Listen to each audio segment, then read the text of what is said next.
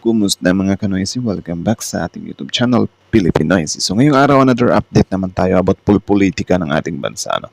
So ang video ito ay mula na naman kay The News Board. So meron itong pamagat na kakapasok lang sa wakas, PBBM na corner si Dado matapos nilaglag Duterte na bigla sa pool. Torre Enrile. So, yun, kaya nakapalab sa video to. So, bago natin simulan, supportahan nyo yan, The News Board. Tapos, syempre, kung tip nyo ng mga ganitong reaction video, may kasama kayong manood, huwag nyo na rin kalimutang supportahan yung YouTube channel natin, Pilipinoysi. So, mga Kanoysi, hindi na natin ito patatagalin pa. Simulan na natin, baka agawin pa ng China. Again, ang pamagat ng video ito, kakapasok lang sa wakas. PBBM na corner si Dado matapos nilaglag Duterte na bigla sa pool Torre Enrile. So again, The News Board Pilipinoysi, like, comment, share, subscribe. Start. Ito ang mainit na balita at trending ngayon sa mundo ng social media. Yun. Maka Duterte, tanggal ang maskara at Marcoleta sa pool kay Manong Juan. Matapos sampahan ng kaso, itong si Dado, epekto ito ng sobrang panatiko sa mga Duterte Yun. na lahat ay gagawin. Abay heto, lalong nagyabang ang tarandado kahit pa may kaso. Subukan ninyo, the moment na Nagpa-tough lang din naman sila eh. Or tibay-tibayan.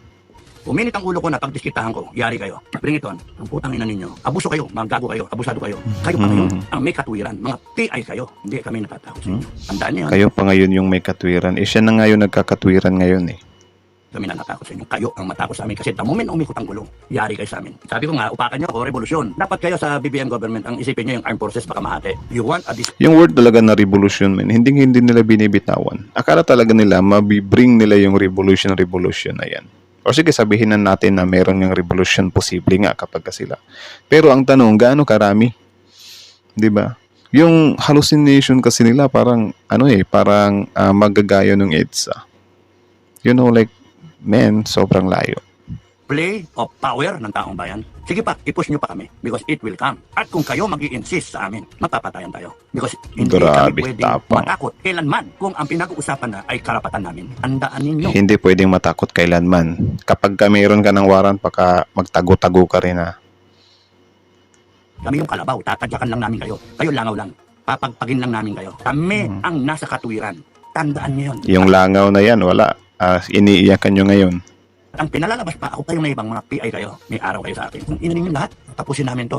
Kung kinakailangan magkaroon ng revolusyon, magkakaroon ng revolusyon. At dahil nga sa kayabangan ni Dado, abay heto at may matinding buwelta ang mga Marcos supporter. These kinds of people have no place in civil society. Dapat nga hindi na sa pinapakinggan eh. Ito mga radikal tama. ni Digonggong. Utak criminal eh. Hindi mo kayang maipagtalas-tasan. Sabihin, talas-tasan pa, hindi na. Patayan na lang. Kaya kami kaso eh. Yung mga ganyang salitaan niya, mga kotsero. Eh ngayon, Anyways, courtesy kay Coach Jared ha. So, supportahan nyo rin siya. Tara. buka na sa korte. Kung may bayag kang pumatay, dapat may bayag ka rin humarap sa korte. Ganun naman kasimple.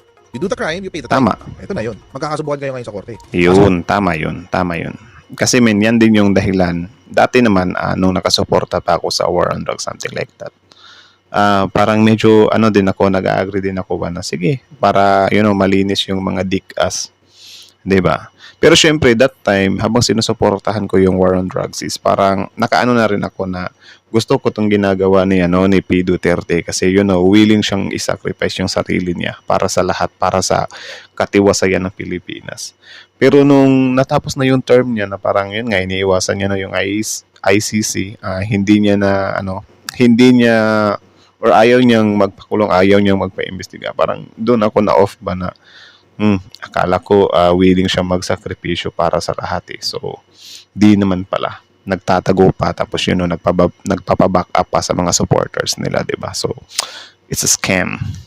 Ito mo nga, ang problema, the evidence is here. Daan sa 8 GB na yan, USB drive. Kinasuhan siya kayo ni General Torre.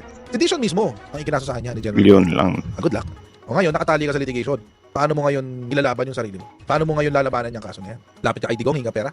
Lapit ka kay Digong, hinga abogado? Yung isa, di ba, yung general na kinasuhan din ng PNP? For cyber libel. Nasa na ngayon? Nasa States na, di ba? Nagtatago sa States. Ayun, yung general Makat. Di ba? Puro nagtatago. Si Roque nga, parang wala na nga, di ba? So yan yung nakakainis sa kanila, men, kasi ang tapang-tapang nila, tapos bigla-bigla silang nagtatago. Di ba? Lumilipad pa ibang bansa. Di ba? May paano-ano pang, sige, kasuhan niyo ako, sige, kulong niyo ako. Tapos kapag may warrant na, nagtatago. Di ba? Oh, di ba yung kinasuhan ng PNP yan kasi kung ano-ano sinabi tungkol sa PNP? Asa na siya ngayon? Sa States. Balita ko, nagtatago. Kinuha nung anak kasi may kaso. Ano yung gagawin ni Dado? Ang masaklap dito mga kotsero, kung after nito, di ba nag-file ka ng kaso? Tapos sinabi ng DOJ, sige, pwede, kasuhan natin siya ng sedition. Tapos yung warrant of arrest ibinigay mismo kay General Torre. Tapos siya rin maghahanap at mag-aaresto. Grabe, no? Masaklap, di ba? Yung umaresto kay Kibuloy, siya rin ang-aaresto kay Dado. Yun. Binunyag naman ng isa pang Goods yun. Sobrang, sobrang satisfying kapag ganun. Di ba kasi need silang sampulan min eh. Sabihin nila na yung ginagawa nila is para lang naman or yung tinatawag nila na kalayaan or free speech na parang malaya tayong sabihin kung ano yung gusto natin. Pero yung umabot ka na sa punto na pagtsutyugiin mo, 'di ba? Mga PI kayo, mga nakalista na kayo, may mga death threats. Ibang usapan na yun, min. Hindi na yun kasali sa tinatawag natin na free speech, 'di ba? Marcos kung bakit utak kriminal si Dado. May nag-message sa akin na itong si Dado Clemente daw po, kaya pumatapang, kaya walang tabas bigay ng threat kasi meron pala siyang card, which is yung PWD card, person with disability Anak ng teteng ginamit yung PWD card.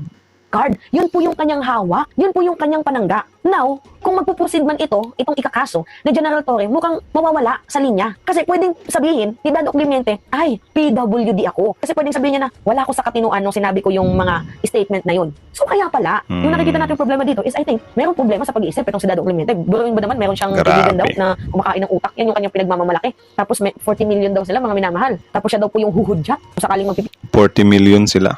Grabe, 107 million lang yung tao sa Pilipinas. Ilan na ba yung tao sa Pilipinas? Double check natin. Wait lang, tuloy natin. people power na, I think, siguro, sa kanyang mga pinakitahang mga statement, na-jude something sa kanyang brains. Naku po, Dado, mukhang hindi nagkamali ang karamihan na ikaw ay may pililing sa utak. Humihingi pa ng tulong sa pamilya Duterte at sa mga kapwa niya, vlogger, na sana daw ay bigyan siya ng magaling na abogado pero walang gustong tumulong. Yan ang napapala dahil lang sa pagiging panatiko sa mga Duterte. Samantala, matapos sampalin ni Manong Enrile ang mga bossing ng INC, lalo na itong si Marcoleta, dahil sa kaliwat ka ng pagyayabang ng mga alipores ni Duterte na natakot na umano ang mga politiko, iaatras na ang impeachment dahil sa malawakang rally ng INC. Abay het. Sana hindi kasi nakakadismaya kapag ganun To, ang birada ni attorney. Kaya sabi ni Juan Ponce Enrile, babaguhin na ba ang konstitusyon dahil lang sa mga rally-rally katulad ng ginawa ng INC? Hindi pwede yun. Magiging Tama. detrimental na president yan. Kasi mahuhustage, mahahawakan sa liig ang presidente, Tama. mahahawakan sa liig ang kamara dahil lang sa ganyang pagpapakita ng pwersa ng isang rally. Tama. Hindi tama yan. Paano kung gawin naman yan ng Romano Katoliko? Mas malaki. Tama. Ang nakakalungkot dyan, men, is parang hindi, buti na na pag-usapan daw Roman Catholic. Ang pangit kasi diyan kapag naging effective yung ginagawa ng INC na ipipis na lang yung mga pinagagagawa ng VP, which is may may malinaw naman talaga na paglabag, is pwedeng gawin yan. So dati pala nung panahon ng past administration, so pwede palang halimbawa mag-peace rally itong Roman Catholic. So do you think ititigil nila yung war on drugs nila? Do you think? 'Di ba hindi rin? 'Di ba? Do you think dati nga binabastos-bastos nga ni Duterte ang simbahan 'Di ba? So dapat ngayon equal lang, dapat talaga. Yan. Kung peace rally yun, dapat ang panawagan doon, hayaang gumulong ang impeachment. Walang mananawagan ng mga kaguluhan. Wala ring magbabanta na papatayin si ganito o ganyan. Tama. Ibig sabihin, gugulong yung impeachment ng mapayapa. Tama. Yan ang tamang peace rally. Tama. Kahit sinasabi pa nilang walang pinapanigan yung rally na yon, mayroon yun. Yung pinipigilan na yun, Yun, nabisto. Ngayon ko lang din na-realize. Tama nga dapat sana ang ginawa ng INC. Natin yan, iasa natin sa batas yan. 'Di ba? Walang magsasalita, walang magpapatayan, walang whatsoever.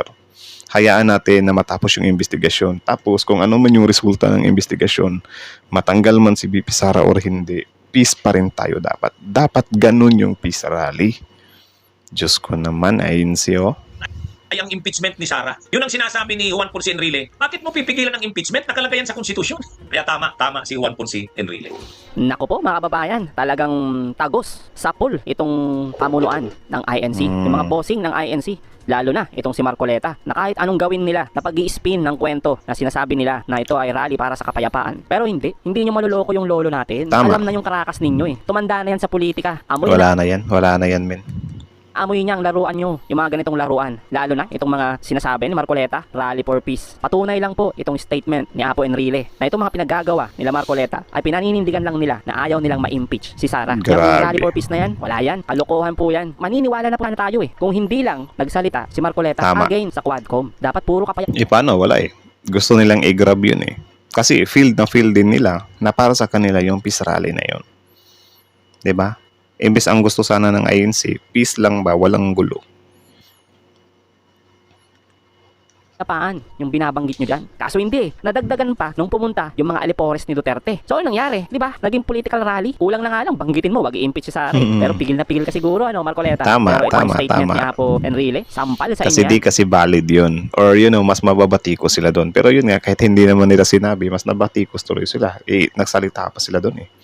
Kahit na hindi naman sana na kailangan. Parang ang labas kasi niyan, men. Nagpapasipsip sila ba? Parang kunyari yung mga politiko, kahit na yung ayuda is from the government naman, yung mga politiko yung nag-aabot. Parang ganun yung galawan ni nila Marcoleta na parang may peace rally dyan, na hindi naman talaga para sa kanila.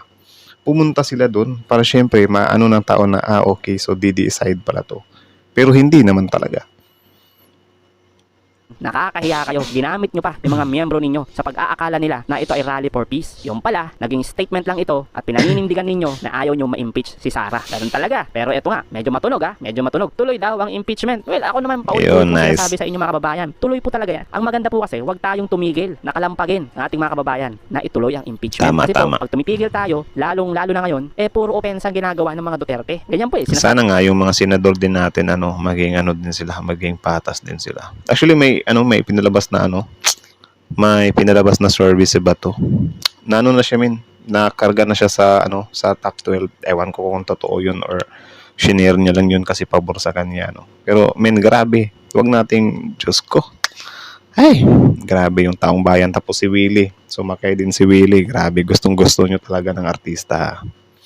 Nila, natakot na daw yung mga kongreso, di ba? Takot na mga senador dahil sa lakas ng INC rally, nagpapakita sila na kami ang batas. Parang ganoon eh. Sila yung magmamandate kung ano yung gusto nila. Parang binabalahuran yung talaga yung batas natin. Namin naman talaga nila na silang batas eh. Sabi nga ni Dado, di ba? Sa amin yung tronong yan.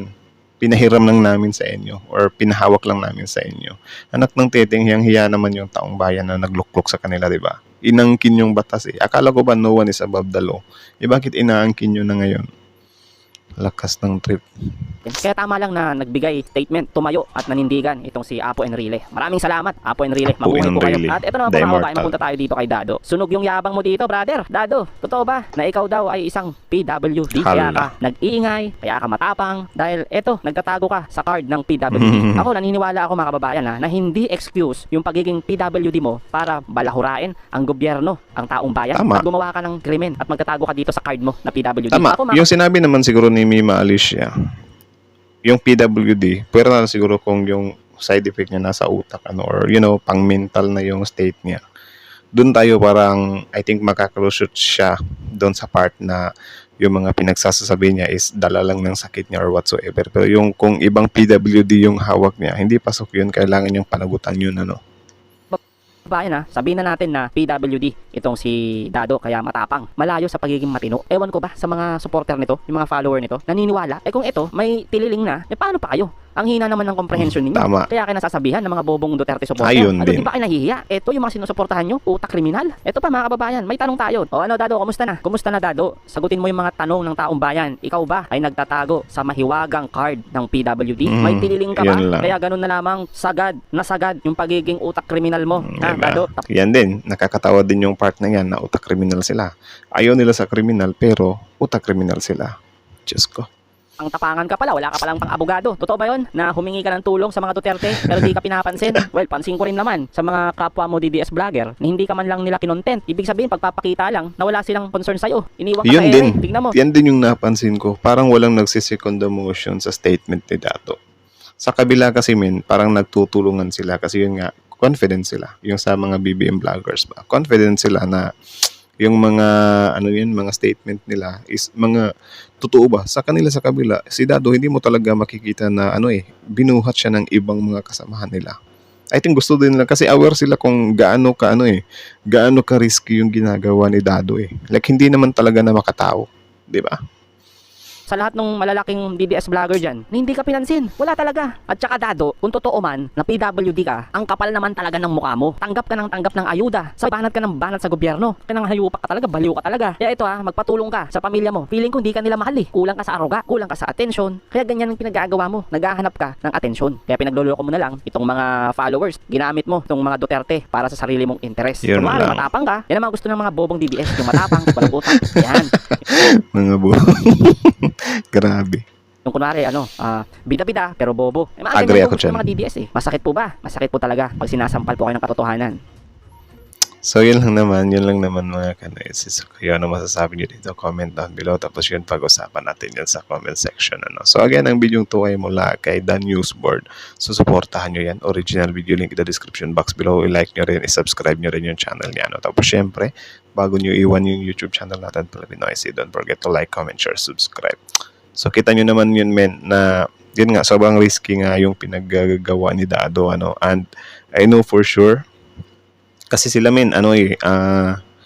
ewan ko kung bakit ganyan yung fan base nila or yung mga supporter ng kabila na parang mas gusto nila ng bastos yung mga yung mga tagapagtanggol nila or tagapaglaban nila. 'Di ba kita nyo si Dado? Nga ako nga dati kahit nung time ng election, 'di ba? Syempre nasa side natin si si Gadon. Hindi nga ako pabor sa pinaggagawa niya Like parang nagki-cringe ako na mapakinggan yung mga ganung statement na BO, something like that.